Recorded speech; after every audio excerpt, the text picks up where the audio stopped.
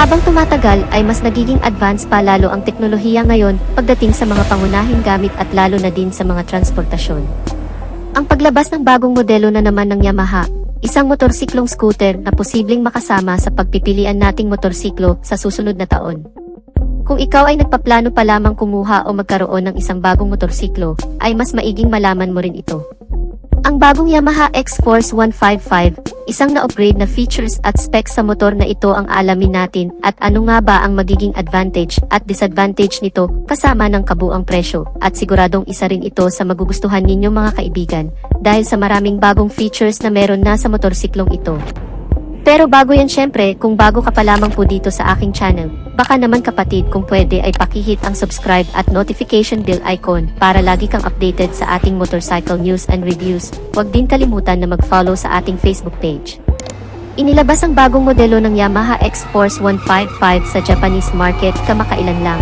Ang pagsibol ng makabagong henerasyon ng isang motorsiklo na kung saan ay ipinapakilala na may makabagong youthful design na kalakip ay makabagong features na para sa mga kabataan ngayon.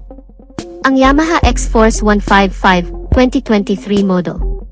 Ang pagkakaroon ng mga agresibong disenyo at estilo ng kanyang front face na may daytime running light na makikita sa center position at dagdagan pa yan ng naka-vertical signal lamps na sa ibaba naman nakalagay, sinamahan ng napakaangas na headlight at smooth type windscreen protector nito na mas nagpaangas palalo sa external design at overall features.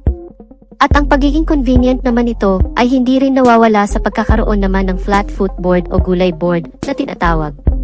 Unlike kasi sa ibang unit ng Yamaha, tulad na lamang ng Yamaha Aerox, Yamaha NMAX na may central spine na lagayan ng gasolina, so ang kagandahan naman ng motorsiklong ito ay magkakaroon ka pa ng space na pwedeng paglagyan ng mga gamit o bagay na hindi nakasya sa kanyang compartment storage, at samahan pa yan ng comfortable seats platform na may makapal na foam na parang nakaka-relax namang tingnan.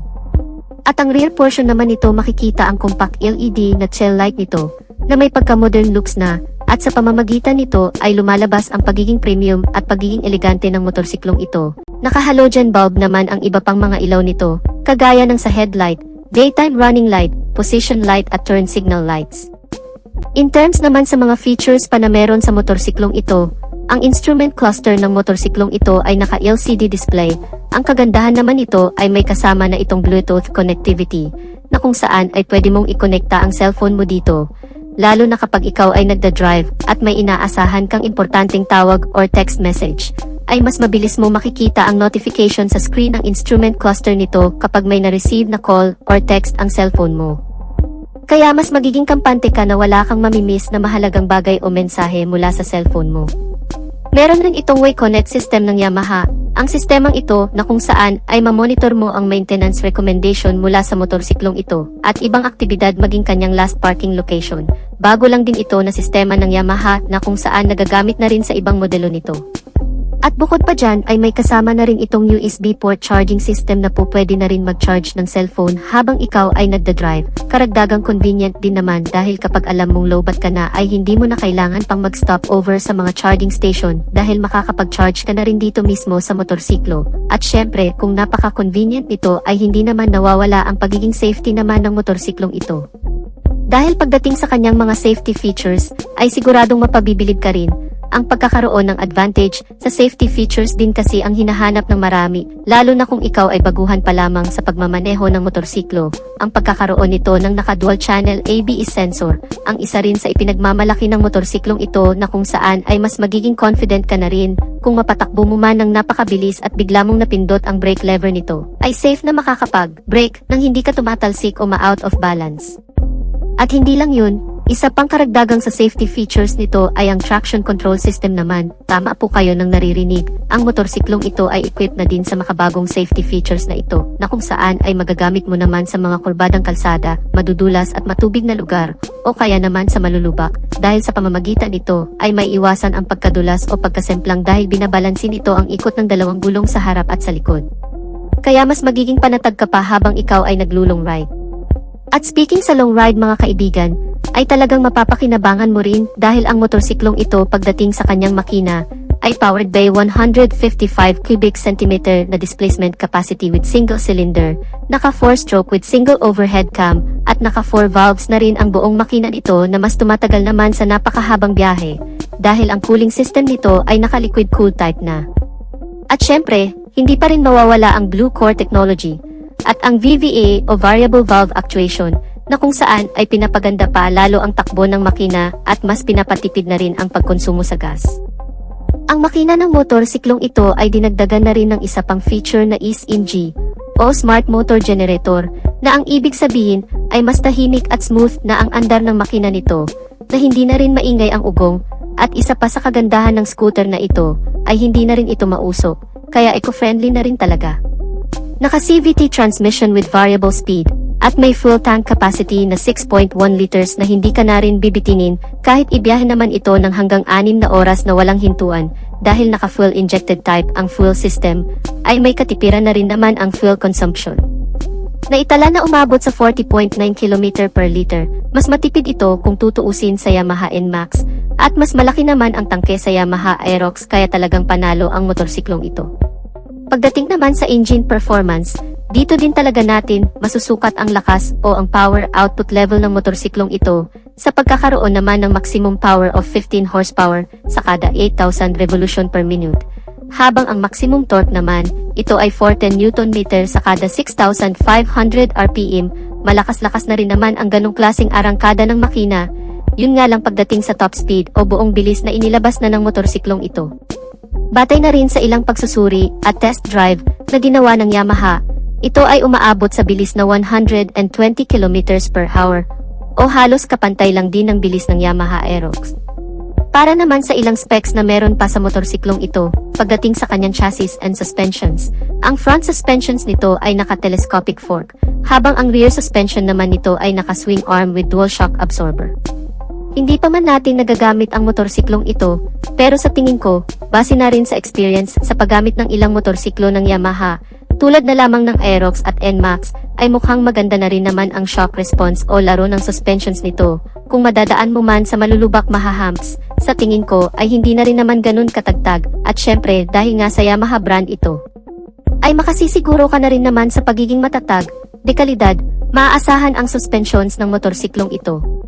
Ang mga gulong nito ay may sukat sa front na 120/70R13, habang ang rear tire size naman nito ay 130/70R13. Naka-alloy wheel at naka-tubeless na ang mga gulong. Pagdating naman sa braking system nito, ang front brake nito ay naka-hydraulic single disc brake with piston caliper brake na may ABS sensor at ang rear brake naman nito ay naka-hydraulic single disc brake na rin with piston caliper brake na may kasama na ring anti-lock braking system. Ang ilan pa sa mga features na meron sa motorsiklong ito tulad na lamang ng idling stop system, passing light switch, side stand engine cut-off switch at engine check warning. Malawak na rin ang underseat compartment storage na may capacity naman na 23.4 liters na kasyang-kasya naman dito ang full face helmet at meron na rin itong retractable hook na kasama na po pwede mong pagsabitan ng ilang bagay. Mayroon na rin itong bulsa sa may console panel at hindi ka na rin mahihirapan kapag ikaw ay magpapagasolina dahil nasa labas na lang din ang fuel access nito o lagayan ng gasolina na mas advisable naman ito kung gagamitin mo pang deliver dahil hindi mo na kailangan pang bumaba ng motorsiklo at tanggalin kung sakali mang may karga-karga sa likuran. Dahil nasa harapan na mismo ang lagayan ng gasolina nito. Para naman sa dimensions and capacity. Ang buong haba ng motorsiklong ito ay nasa 1,895 mm, may kabuang lapad ito na 760 mm, at may kabuang taas naman na 1,120 mm. Ang ground clearance nito ay 125 mm na may wheelbase size na 1,340 mm. May kabuang taas naman ang upuan nito na umaabot sa 815 mm. Medyo may kataasan, kaya siguro ang tansya ko dito ay kakayanin itong abutin ng hanggang sa 5'3" pataas, so challenging na lang siguro kapag hindi umabot ang height mo dito. Ang buong timbang ng motorsiklong ito ay nasa 130 kilograms. May kabigatan din talaga compare sa other motorcycle scooters. At kung ang presyo naman ang pagbabasehan ay mukhang alam ko na ang magiging reaksyon dito ng karamihan dahil ang kabuang presyo nito sa ibang bansa ay nasa $2,930 na kung i-convert naman natin sa Philippine peso, ito ay aabot ng hanggang sa 164,000 pesos. Yan ay estimated pa lamang at hindi pa yan ang totoong basihan. Available naman ito sa 4 na color variation. Ito ang Cold in White, Night Titanium Black, Sandstorm Green, at Meteorite Gray. Sa totoo lang mga kamoto, ito ay inilabas pa lamang talaga sa bansang India, bansang Taiwan, at sa bansang Japan, at sana ay dadalhin na rin sa ibang bansa pa sa Asia. And hopefully, sana dalhin din talaga ito dito sa bansa, kasi sa tingin ko ay medyo nahuli at naungusan na ang Yamaha pagdating sa upgrade ng mga motorsiklo, kaya mas maganda rin sana kung dalhin talaga itong Yamaha X-Force 155 dito sa Pilipinas.